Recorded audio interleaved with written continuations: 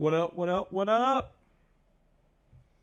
Welcome to another episode of Sawdust Talk.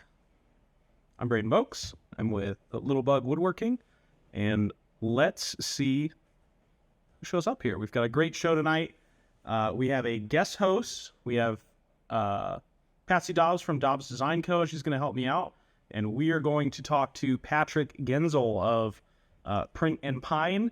He is fresh off his Eastern European speaking tour and joining us tonight to chat about sawdust stuff. So let's get everybody in and see what's what.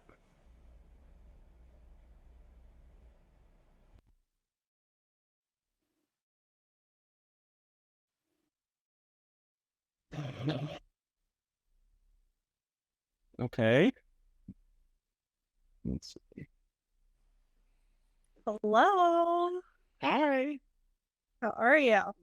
Good. How are you tonight? I'm doing well, thank you.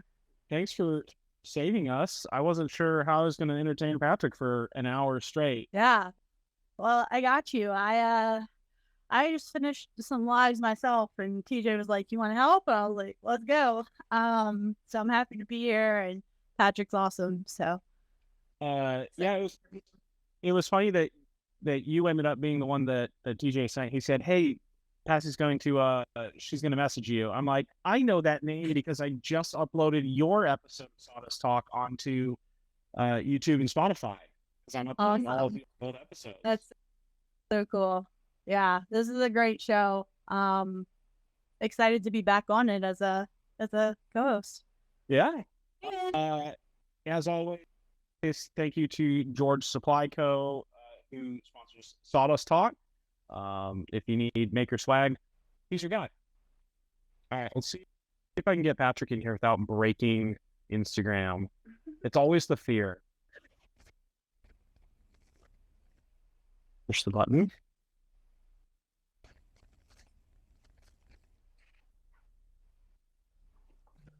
What's up, man? What's up? Hello. How are you doing today? Good. Good. Just ready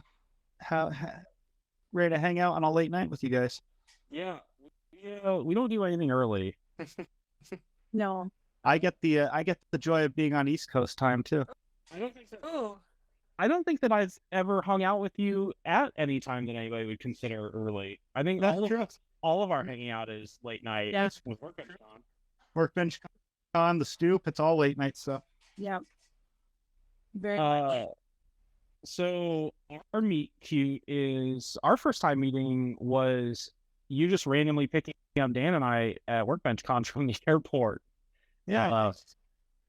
I had known you through Instagram and the Stoop, and then I decided I was going to Workbench Con a day earlier, so I think somehow you offered me a floor to sleep on, and then I'm like, well, I can pick you guys up at the airport because I'm driving over. Yep. And then we did exactly what all of our parents warned us against. And Dan and I hopped into a stranger from the internet's car and just trusted that it was all going to work out okay. I slept with two strange men.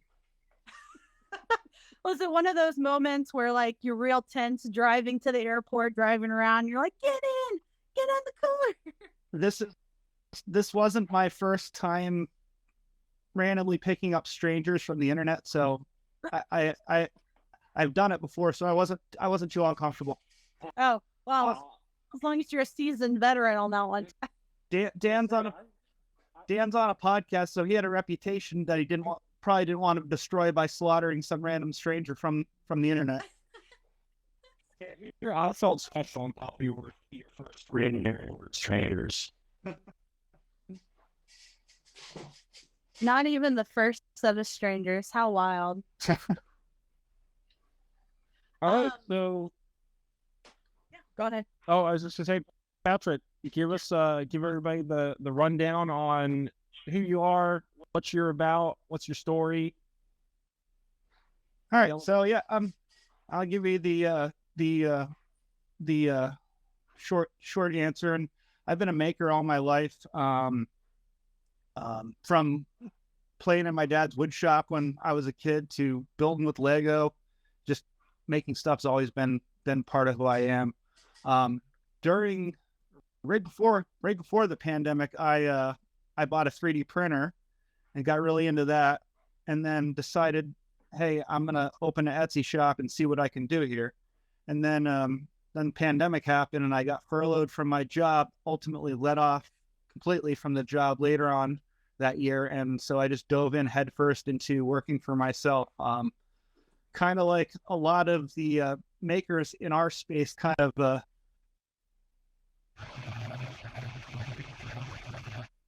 Did we lose them? Oh no. circle. I was so worried that it was me. I know he's I can hear you guys. You there? ooh body. Hold on. Let me drop my Wi-Fi and just use my cell service. I don't know what it is about. It's getting How's that? better. I don't know what it is about Instagram that just hates Wi-Fi. Yeah, I jumped off my Wi-Fi because our Wi-Fi is sometimes weird here, so I'll just use cell service. All right, the pandemic hit. You were first. Oh yeah, so I got furloughed from my job, and like a lot of the makers on Instagram kind of really built steam during that time. I built steam on Etsy during that time, and kind of got good traction on that platform, and kind of just went from there. And I was selling a lot of 3D printed stuff and CNC'd stuff, so I kind of been building that thing out ever since. And then doing the maker Instagram type stuff kind of came naturally in line with that. Yeah, so I was deep dive snooping on your Instagram right before the show, and I saw that there's a very sudden transition from, biking and outdoor things and like taking pictures of your family, which is awesome to see, and then like woodworking. Yeah. So was it weird from like a social media standpoint to transition your account from that type of content into like a new content? Did you find any issues with that at all? Not really. So years ago, my big focus was I wanted to be a content creator in the outdoor space and all that stuff. And then I realized I enjoyed doing that more for me than I enjoyed making content about it. And then I got into the 3D printing, and I fell back in love with making things. And I'm like, this is something that goes hand in hand with creating content, and I can do this. Because the thing about creating travel or outdoor content, you kind of have to like be going places all the time to like create new content, where I don't have to leave my house to create content around this stuff. So it was a lot easier logistically to create content around making. Yeah, that totally makes sense. I mean, you've got beautiful work, even from your travels all the way into your woodworking. Thank you. It's it's definitely a change of pace from what I used to do, but I think I'm enjoying this a lot more than I did trying to create content around playing outside. I just like playing outside just to play outside. It's more enjoyable that way. Yeah, I mean, with woodworking, you get to stick your face into an entire bag of sawdust if you just to try and make people laugh on the internet. How long did it take you to pull all of that out of your beard after that? I immediately jumped in the shower after that one. That was a fun one. Creating content, I mean, your account recently just like blew up. I mean, you added like 15,000 followers or 30,000 followers or 100,000, I don't know, some number. But you just blew up. Yeah, it's crazy. So about 3 weeks ago, I did what I thought was going to be a throwaway reel. I was looking for something put out for the day because I've been trying to like put 2 or 3 or 4 reels out a week, and I'm like, I can't think of anything. Then I looked at the roll of tape hanging from a screw on my workbench. I'm like, you know what? I'm going to hop into Fusion 360 real quick and design something that I can 3D print. So I kind of chronicled the made up struggle of my tape not having a place to hang, and I created a 3D print and hung it and over-engineered the heck out of it. And it did okay for a couple of days. Then about a week into it being on Instagram, all of a sudden it just exploded. And for a couple of days, I was getting like 100 new followers an hour. Wow. And in the course of like 10 days, I've gone from 5,000 or 6,000 followers to, I think I just hit 50,000. It's really crazy. 50.1. Yeah. That's wild.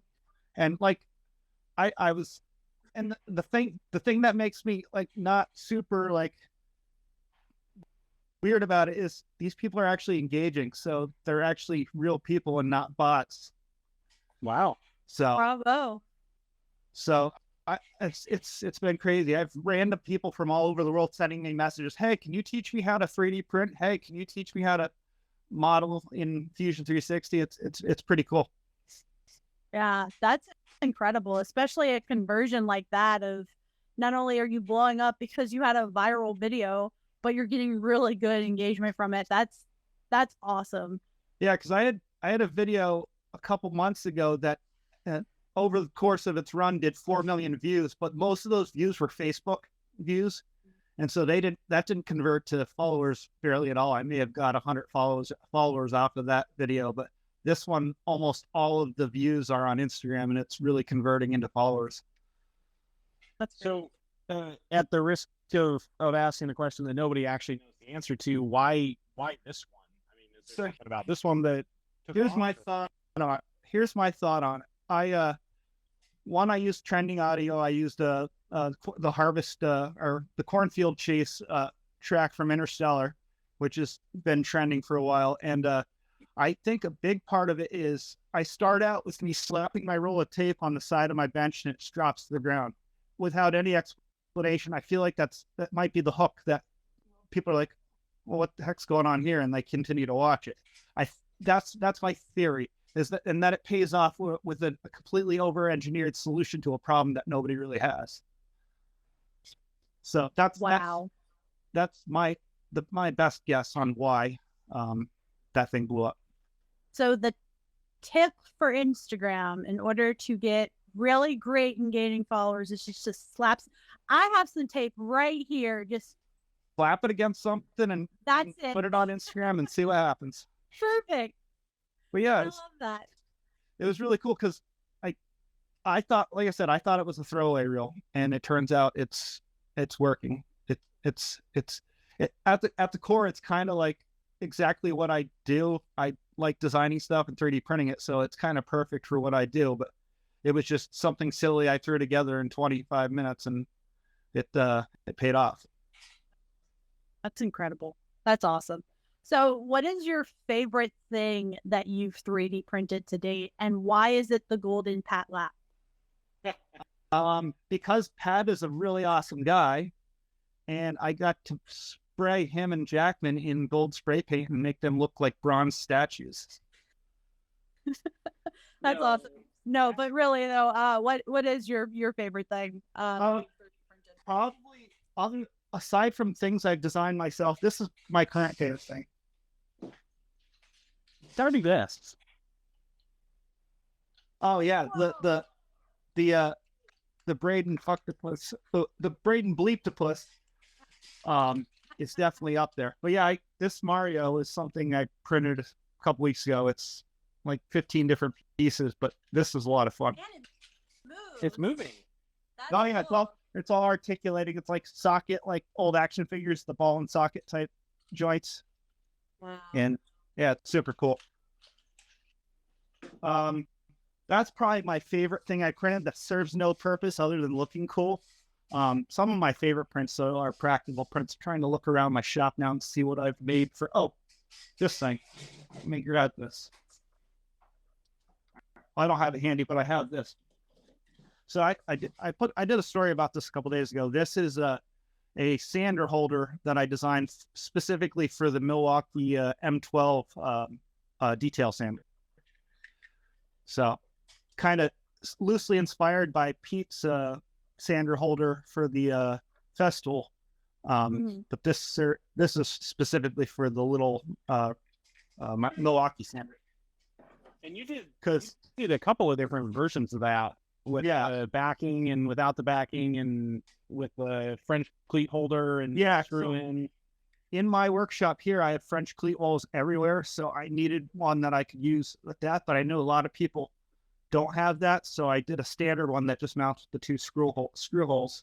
And I'm probably going to launch that. I started building out a separate Etsy shop a couple months ago specifically for digital download, so I'm going to throw that file up there pretty soon.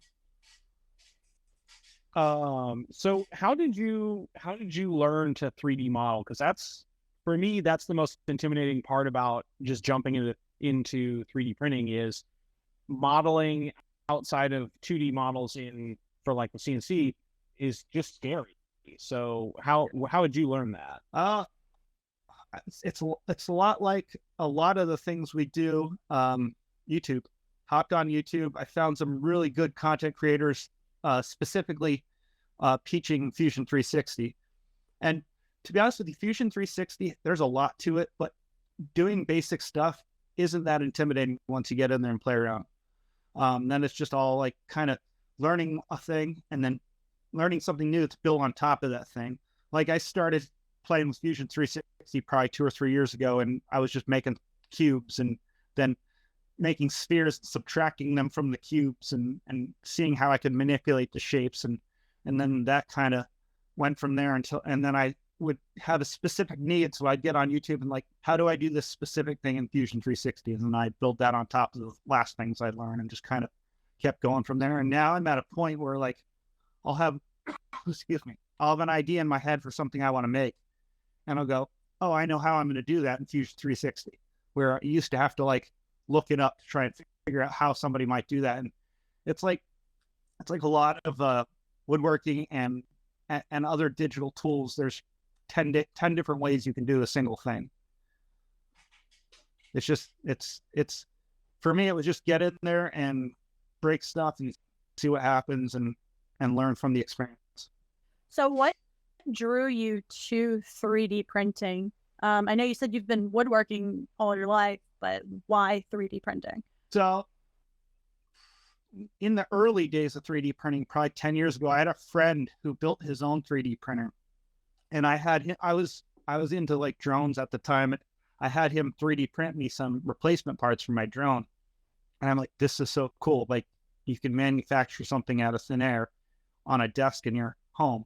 I'm like, I need to get into this. And then I kind of put it on the back burner, did some other stuff. And then a couple of years later, I ended up buying my first 3D printer and I've been hooked ever since. That's great. Yeah. And I just recently bought the bamboo printer, and that thing has stepped up my game even more. It's just, excuse me. The big thing with 3D printing with the cheaper 3D printers is they do a great job, but they're slow. By getting that new one, it completely opened up my ability to put out a lot more stuff a lot faster. So that allows me to iterate faster. Like these sander holders, I went through like 5 different iterations until it worked the way I wanted to. It would have taken me 2 or 3 days of working with my older printer to be able to have that kind of return. And now with the bamboo, I can do revisions in like an hour on that particular piece. Is it all the same type of material, like across all the different 3D printers, or is it different? There are multiple different materials people use. The core material that a lot of people use, that especially getting started is PLA, which is a type of plastic. And then for more durable stuff, there's other plastics, PETG, nylon, that you can print with. And the more in a lot of cases, the more durable and robust the plastic is, the more difficult it is to print with. But with the new printer that I got, a lot of those materials just work well because the voodoo that they have packed into this machine just makes it work.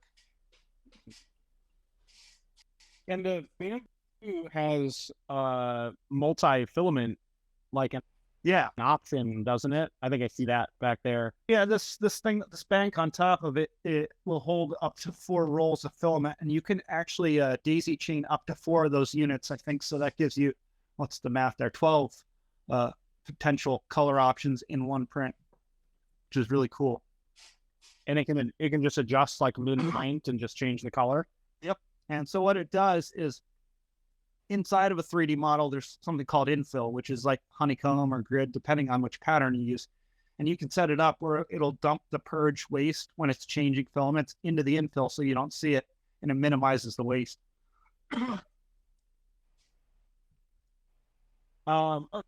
Okay, so I want to change. I mean, we could talk about 3D printing for a while. Well, we haven't talked a ton about woodworking, and I know that you make some really cool things out of wood. Do you have anything in particular that like you sell a ton of, or what? Yeah. What? I just think right over here. So with all like the digital tools on the computer and the phone to like have a to-do list, I'm really bad at actually like opening them up in the middle or the day and like looking at my to-do list. So this isn't a new design. This isn't my original idea. I've kind of iterated on other things that are out there, but this holds 3x5 cards for your to-do list. Oh. So you just pull a new card out. So I sell quite a few of these on Etsy, and there are lots of different versions of this out in the world, but I kind of went for a elegant hardwood looking approach. Do you sell the cards too? I don't sell the cards. I give people the link to them. You get them on Amazon. These there's a dozen different types of cards. I like these ones the best, but I don't sell them. I just sell the trays and then kind of point people in the direction of where the cards are. Nice. And you do a lot of different types of trays. I know you've talked to me about like high-end car, like valet key trays. Yeah, like yeah. That was something somebody reached out to me on Etsy, and they wanted a gift for their son who had a lot of fancy supercars, and they wanted a really nice wooden tray to put all the key fobs in. So I worked with them on a design, and then I took it and continued to sell it after that. And they actually kind of pointed more customers my way because they liked it so much. So I've been doing well with those as well. And then I do a lot of EDC trays for nightstand, throwing your knives on and your wallet and stuff. And that scene is really big on the internet, the EDC scene. So I've been doing pretty well with that kind of stuff. Do you sell primarily on Etsy, or do you have like a website that you drive people to as well? Right now, I'm primarily selling on Etsy.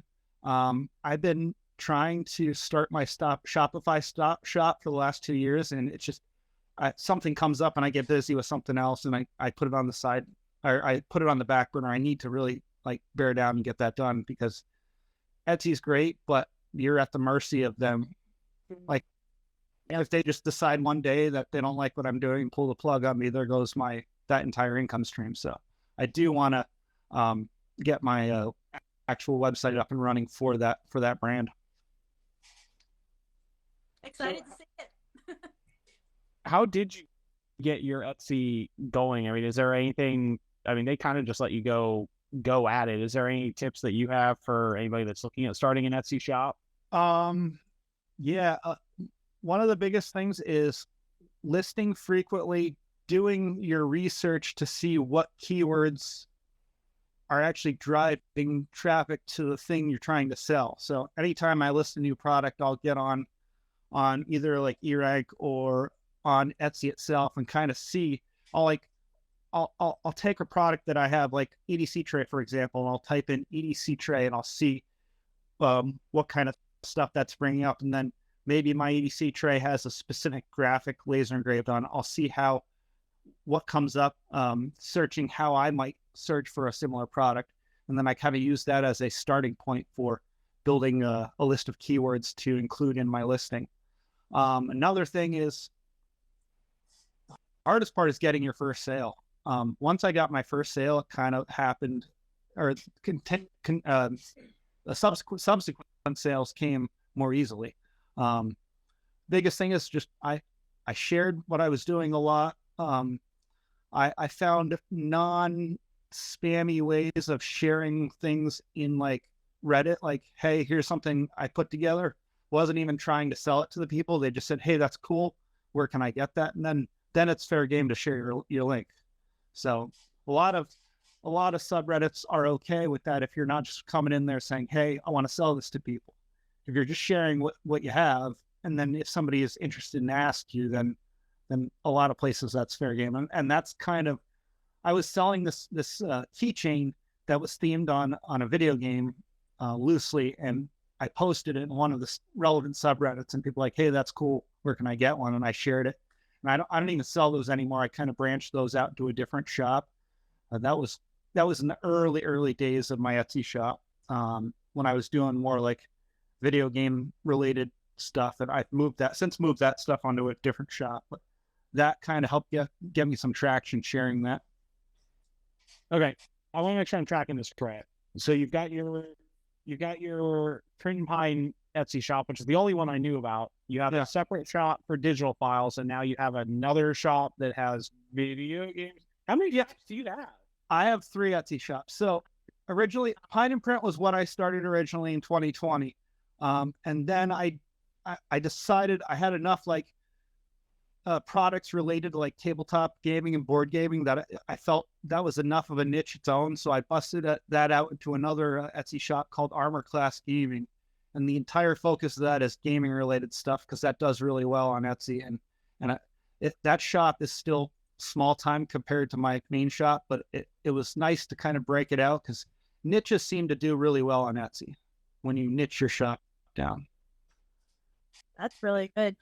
I never in a million years would have thought of Reddit as a place to sneakily link. Yeah, you just have to be courteous about it and adhere to the subreddit's rules, and usually it's not a problem. If you're going in there and you're generally excited to share something you made, and then if it turns into interest, then cool. If not, then you just shared what you made, and that's cool too. I don't think that'll work right now, though. Isn't a lot of Reddit doing a blackout or something like that for the API closing down? I don't know. I actually haven't been on Reddit in a couple months, other than just finding my way there, searching stuff on Google. But they do stuff like that from time to time. They get like really big on a stance, and they'll kind of drive it crazy. So yeah, I wouldn't be surprised. Like I said, I haven't been on Reddit in a while, but I'm gonna check that now. I don't internet well, so Reddit is not a thing that I use regularly. We do have a question though that says, would you recommend, or I considered sharing my digital files, would you recommend its own shop completely? I would, because I like separate things. I feel like if I had my digital files in my Pine and Print shop, it might cannibalize some of my own sales of the physical product. Where if I sell it separately in a digital file shop, all my digital files are together. People who are looking specifically for digital files might come in on a certain product and then see other digital files they like as well in my shop. So I personally think it's a good idea, especially if you have a lot of digital files to offer. And that's the approach I'm taking. That's super smart. The first thing that came to mind for me was like, there's people that are similar to myself that don't read descriptions well. And they're like, oh, there's this thing. And it's like a $2 digital file. And it's like, oh, wait, I'm not getting the product. I've seen that a few times as well. So maybe separating it out would help avoid that. I think that's definitely another concern I would have, lumping physical products into my digital only shop. Every single photo in the listing has a banner on it that says digital download only, no product shipped. So that if somebody buys it thinking they're buying a bedroom table for $2.50, and then they're mad because it didn't get shipped to them, well, it said it right there in the main thumbnail. I think Dan had something like that happen recently, where he sold a insert for like Festool K-Pet, and it was overseas, like Ireland or something like that, and the guy just like lost his mind because he thought he was getting a $30 Festool K-Pex shipped from the U.S. to Ireland instead of just the insert. Yeah, no matter what you sell on anywhere on the internet, there's always going to be some sort of situation like that where somebody's gonna misinterpret what you're selling. And yeah, I just saw Matt just said he thought the sander holder came with a sander.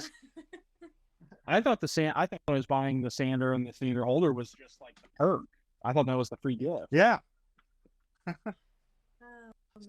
Man. Yeah, I definitely think that's a good reason to separate the products out. And I another nice thing about having a digital file only shop is it can pretty much run on autopilot because you don't have to fulfill anything. So you can get sales and money just trickles into your bank account. You could forget about it until you add new products unless you can't forget about it completely because you still have to customer service if people have questions about your file. But a lot of the fulfillment process is completely taken out of the equation.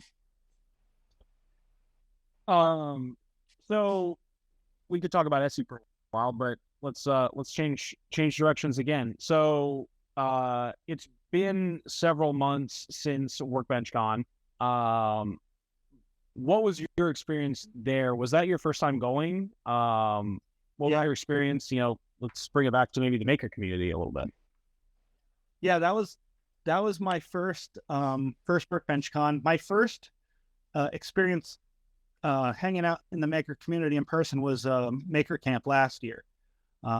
Fortunately, I went with one of my friends from home, so I wasn't wandering around not knowing anybody at all, which kind of helped.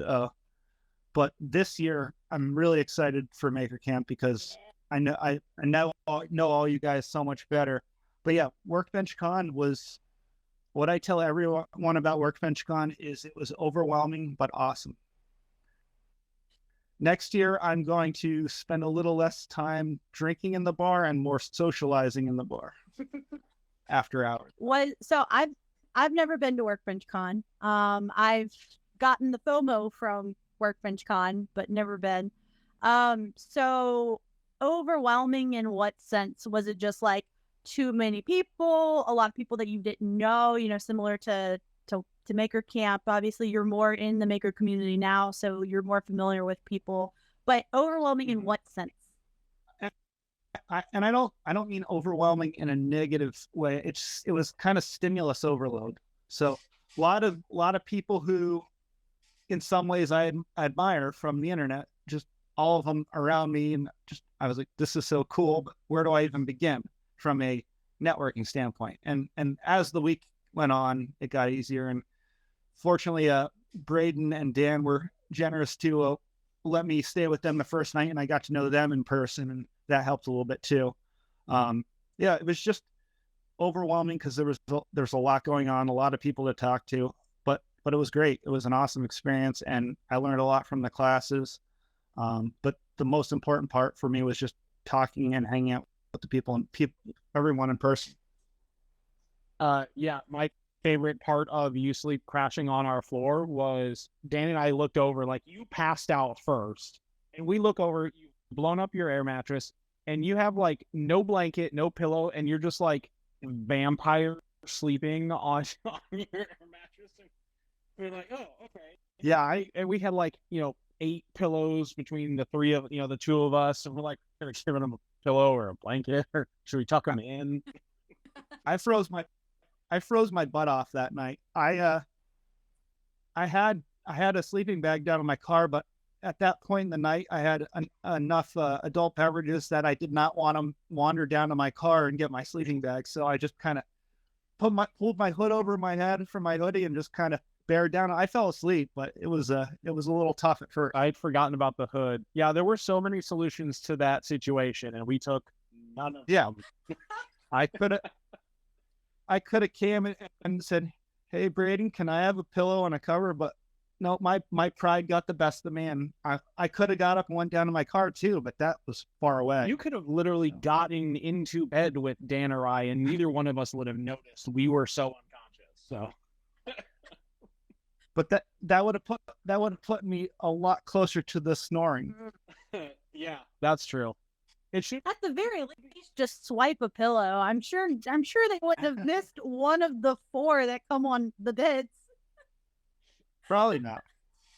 Yeah, whereas I was like trying to figure out where to put all of these pillows because I almost never use ones.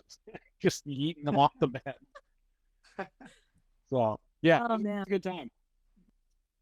So, from Workbench Con to Maker Camp, because that is coming up soon. Now that you're, more into the maker community, what are you looking forward to most about this coming maker camp that you didn't necessarily think about last time? So last year, I didn't have a ton of time because I was photographing a wedding that weekend for a friend. And so I had to leave Saturday. I had to leave Saturday afternoon. This year, I plan on going up Wednesday night, even maybe, and staying until Monday morning. I'm going to be there for the full thing and then some. I also, since I wasn't there the whole weekend last year, I only bought the spectator pass. So I was just only like, I wasn't really like taking any of the classes or anything. I was just kind of like socializing and seeing what was up. This year, I'm going all in, and I really want to take some blacksmithing classes of some sort. So definitely going to be doing that.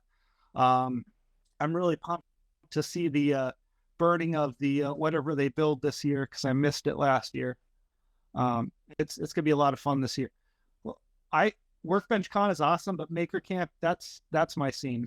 Out in the woods, freezing your butt off in early October. It's a good time. Yeah. Blacksmithing and any metalwork, really, as a woodworker that's never done it and then had a little taste of it at Maker Camp, you're going to want to keep doing it. It's quite addicting, and just you get to hear the sounds all weekend. It's a ton of fun. It's awesome. Yeah. I was watching them doing the blacksmithing last year. I'm like, I need to get in there next year and do that for sure. Yeah. And just getting to socialize with people that I know better now this year is going to be so much fun. Yeah. And it sounds like a lot of people that have gone to both have described Workbench Con is not much more like business oriented, but it has more of a business connotation. It's growing your own business, whereas Maker Camp is almost a time just because they're out in the woods to like completely disconnect, because there's no cell service and people aren't necessarily recording a ton of content and all that. The cell service there is terrible. So you're planning on going this year, right? I am absolutely going. I haven't told my wife yet, but So yeah, the cell service is terrible. So be ready for that. But it's okay, because you're surrounded by anybody, pretty much everyone you want to socialize with anyway, except for your family. All of your online friends are there, and Exactly. quickly become real life friends. And then your family is left worried about you, because they can't find you on Find My Phone anymore because your service is just gone. So they're like, okay, are you all right in the woods, or what's going on? I remember just trying to send a text out, walking around like this with my phone just to send a text message out. Stand in that one spot under the pavilion to get the service. Yeah. I wish I had gone last year, but I had just met Dan like 4 weeks prior, and that was going to be, hey, I'm going to go out of state into the woods with a bunch of strangers for the internet. Like it was all of the check marks of a like murder mystery TV show. Yeah. One of those true crime podcasts. Yep. And he was found 20 years later, just dismembered. So it's like maybe not today. Well, it's a cool experience for sure. And I'm excited for both of you to have that full experience, because it's unlike any other, as somebody who went for the first time last year. So yeah, last year was my first time, and like I said, it was a short trip for me last year. So this year it's gonna be awesome. No murders in the woods. Nope. That's not in those woods. No. Murdering boredom. Yeah, exactly. So Patrick, tell me about your shop. Like, you have the cleanest shop that I've ever seen. Do you have like a simple shop? Yeah, actually I do. So where I'm sitting right now is where I have my 3D printers, and my computer for like doing the office work stuff. And then I have a small workbench in here. Pretty much everything that happens in here is just 3D printing related, which is fairly clean compared to woodworking. On the other side of this wall, I have my laser, my CNC, and another workbench where I do like my staining and finish work. And then out in the garage is where all my messy woodworking tools are. bandsaw and all that. I pretty much commandeered the entire basement of my house and the garage. So the next step is going to be putting up a pole barn and moving everything out there, but we'll see if we ever get there. I was going to say, it looks like you have enough room for an outbuilding.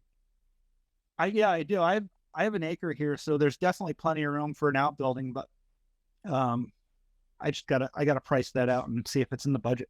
So I love that you brought like the wood elements from like the woodworking side of things to the actual art on the wall in your print shop. I've been looking at that hexagon wall like this whole time. It's beautiful. that was inspired by Jackman, because he did a video a couple of years ago where he did a similar hexagon wall, and I'm like, I have all these laser scraps from laser projects. That's perfect. I'm gonna just use those. Pretty much nothing gets burnt other than really small pieces, because I find a way to use pretty much all my waste. And just to be clear, Jackman, you're talking about Hugh Jackman, the actor? Yes, the Australian man from X-Men. Yeah. No. So what's next? What's next for you? What's next on your docket? What we got? So I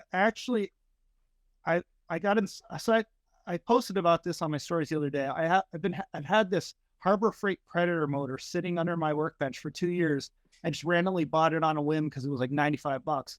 And I finally decided I'm going to build a mini trike with it, but it's going to be made out of Baltic birch plywood, reinforced with plasma cut metal to make it strong, and it's gonna be ridiculous. So that's project wise, that's next.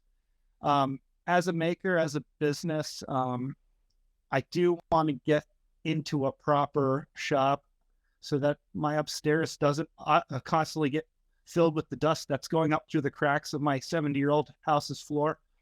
That, and I just want to play with new tools and things I have. That's why I'm interested in trying blacksmithing this year, because it's something I've never done. I want to expand my skill set into stuff like that. From a standpoint of producing stuff for my business, once I have the space, I want to get a plasma CNC table. Wow. That's a big one. Yeah. Sorry, honey, your car can no longer go in the garage. I've got the plasma cutter here.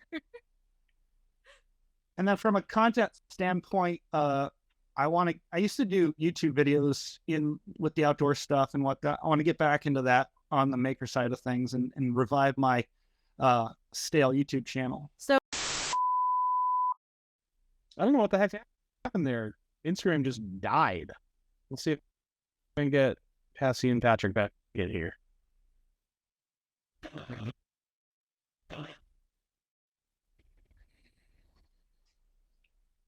I don't know what happened. Yeah, that was weird. I was talking, then all of a sudden I saw myself saying stuff that I said 5 minutes before. Yeah, Instagram just like died there, like just imploded, and I'm gonna be really irked if it also didn't just save all 40 minutes of what we did. Okay, good. Good news is I've got a really weird nonsense post on the Sawdust Talk page, so I can save it. well, at least you can go back and like edit and everything, like pull it as needed, and just Instagram said no more. Yeah. Maybe there's a reason that Dan and those guys use YouTube Live instead of Instagram Live. Yeah. But Speaking of YouTube, which is what we were talking about before, it rudely cut us off. So you mentioned that you were trying to get back into the YouTube game. So are you planning on like immediately gone? Immediately gone. Cool. What is going on? man, technology is just the worst. The real question is he going to catch up? It's the site. It's this app specifically. Oh, all right. Well, here, I'll do both parts. Here, let's see. I'll get down into Patrick's corner here. Okay. I'm also thinking about revitalizing my my YouTube, which I've only done outdoor things on, and I haven't done any woodworking stuff. That's really interesting, Patrick. So my question Patrick. to you is, are you going to... Man, that's fantastic. And the crazy thing is, I'm getting like requests to join from like every other account. You know, so right before this one, I was on live as well, and my little icon thing kept popping up that said like people were requesting, and they told me that I was asking them to request. So it seems like every time we mention that YT brand, it cuts out. So you know the white app.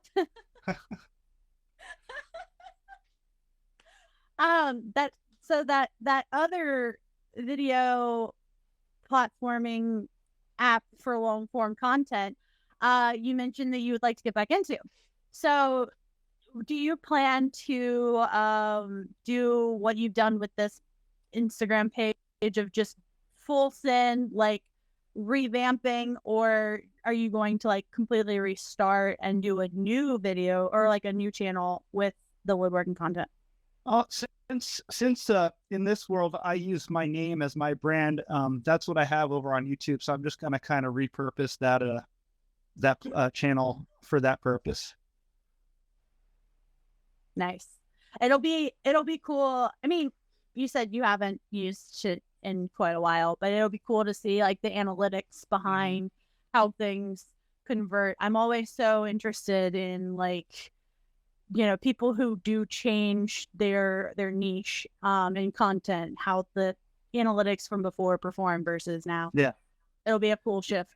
Yeah, for sure. And I've done some shorts in this space. I've repurposed some of my reels over there, and some of them have done okay. So it'll be curious when I start doing long form content again over there, how it does. Do you enjoy long form content, or like is it just something that you feel you have to get back into that space? I enjoy it. I like it more than short form because it's more thought out and more planned. And you have a lot more time. You have a lot more leniency with what you can get in there because people expect it to be a little longer. So you don't have to cram a bunch of information into a 60 or 90-second video. My background before making in the professional world is video and marketing. So I've got a lot of experience in that world, and I just like doing that stuff. Nice. So it helps to have that background. Yeah. Obviously. So, I'm guessing. Never mind. I'm not interested. There was a dog there. I want to be involved with the dog. I've got questions. Sorry, if I don't hold him, he'll start screaming. So he's gonna sit with me for the end of this. So, I know that you're a planner, which means I'm sure that you've probably thought this out. So, with the second-rate Instagram platform that we're talking about, have you considered what style of long form content you're going to create? Like, are you thinking like talking head with like B-roll? Or are you thinking just shots? I mean, what kind of content do you think you're putting out?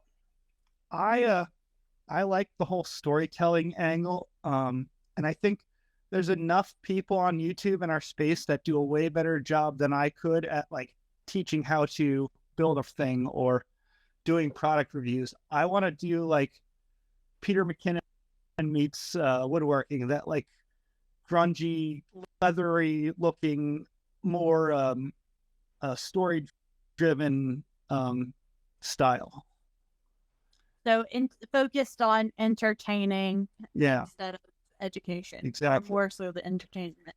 Finding a way to weave a story into something I'm making or something I'm doing. Cam from Blacktail, he does a really good job of doing that too. So he could be like, for sure, like East Coast Cam, and build $30,000 tables. Yeah, but just like 3D print the whole thing. Yeah. Man, you know how many prints that would take you to print a big table out? I do have. So you guys probably saw the thing I did for with Ryan for the Maker collab, the or the Binford toolbox that was 3D printed with walnut. So that kind of inspired me to try and do some furniture that includes 3D printed elements, which I haven't seen a lot of that. So I thought that might be an interesting kind of mash of two disciplines. Yeah, I love that. That sounds pretty epic. So tell us more about the Maker Collab, like how that process worked. How'd you connect with whoever you partnered with, and how that process was? So I met Ryan at Maker Camp. I knew who he was because of the stickers that he made for the whole I can't remember the name of that Finnish who is terrible people. Odis. Oh, he made stickers. That word. Okay, hey, you can bleep me out. He made he made stickers when that whole thing was going down, and I bought one of those stickers because I thought they were funny. And then I met him in person at Maker Camp, and we became kind of friends. So he had the idea for the whole home improvement theme, and then we ran with it and did the Binford toolbox, and it turned out it turned out great. It was a lot of fun to do.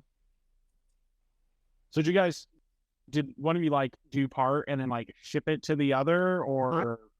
I did the physical production. He did a lot of the behind the scenes graphic work and concept work and stuff like that. And since I had the fast 3D printer, he had an older 3D printer. It would have taken him months to print all those parts. So I did it with the Bamboo, and I was able to do it in a couple weeks.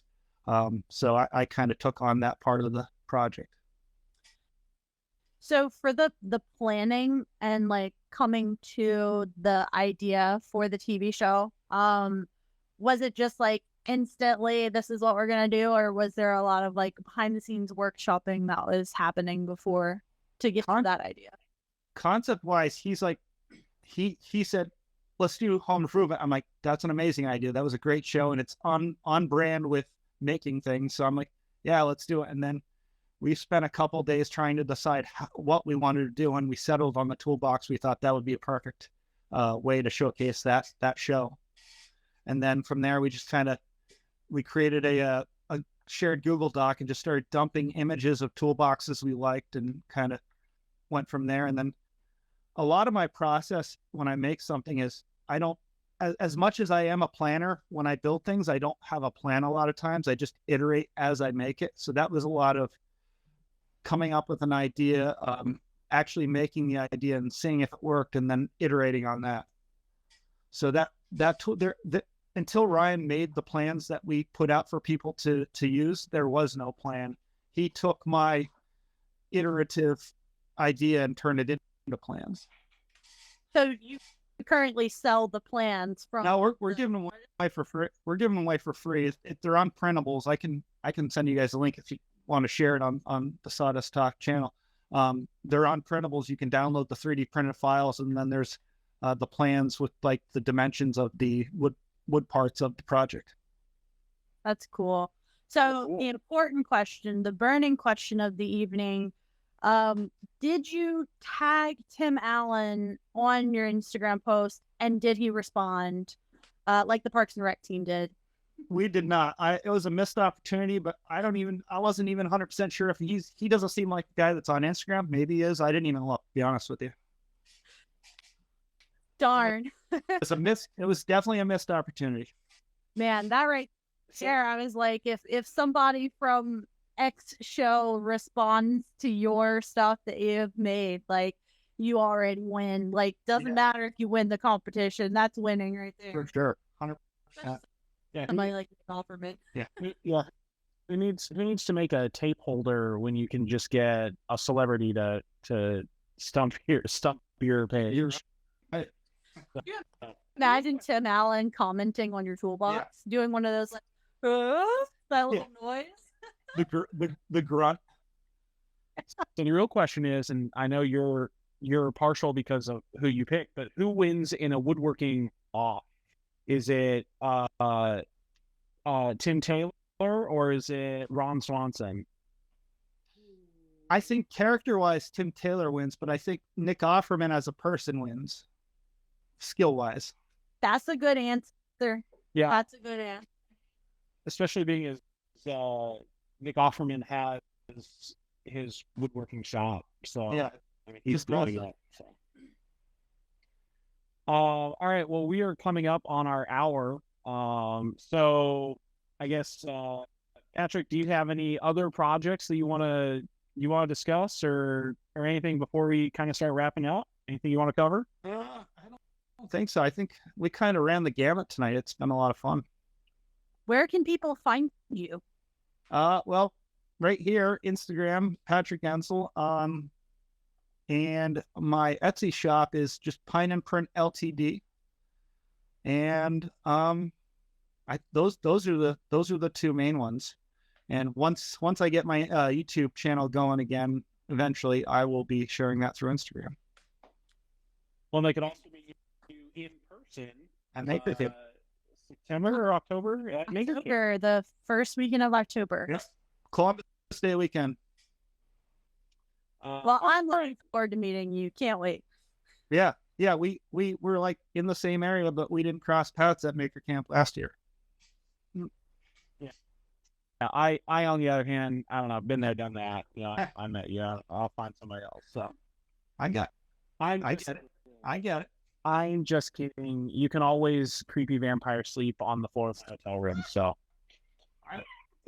I will creepy vampire sleep in my tent or pickup truck at Maker Camp. All right. Well, the way that we like to close it is this is kind of your moment. Everybody that's listening, why don't you go ahead and give everybody the inspirational words, the snippet, the thing to get them to kick open the door tomorrow morning and just start making. I say, coming from a guy who had no formal training in 3D modeling, and as you mentioned, it's a very daunting thing to get into. Just get into it. If you're interested in it, just get into it. It goes for anything. Take the first step and experiment with whatever it is that piques your interest. I did it with 3D modeling, and I still love doing it, and I'm learning something new pretty much every time I open my modeling software. So just try it. The worst that can happen is you can fail. And you know what happens when you fail? You learn something. Well, you heard it here. Try, and if you suck, well, you can get better. So that's always good to hear. Thanks, Patrick, for staying up late for us. Anybody that is looking for Sawdust Talk, we have the live videos on the account. We also now have previous episodes that are being loaded up manually by me. So slowly but surely, we are moving content to where you can view it on the other platform, YouTube, their podcasts, and you can also find it on Spotify. So if you want to listen to it while you work, you don't necessarily have to pick just one place to see it. So anyway, have a great night, and we will see you guys next Wednesday. I got Bye, Run.